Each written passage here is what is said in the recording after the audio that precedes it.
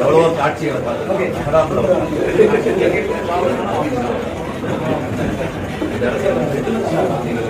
ஆரம்பமாக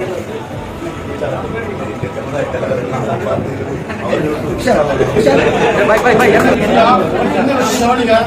நான் அழுது இறை எண்ணத்தை காப்பாற்றிக்கணும் அண்ணன் சொன்னேன். அண்ணன் வந்து பொதுவாக வந்து மனிதனுக்கு கொண்டு சேர்ந்திருந்தாரு. இன்னைக்கு இறைவனையே கொண்டு சேர்ந்தார்.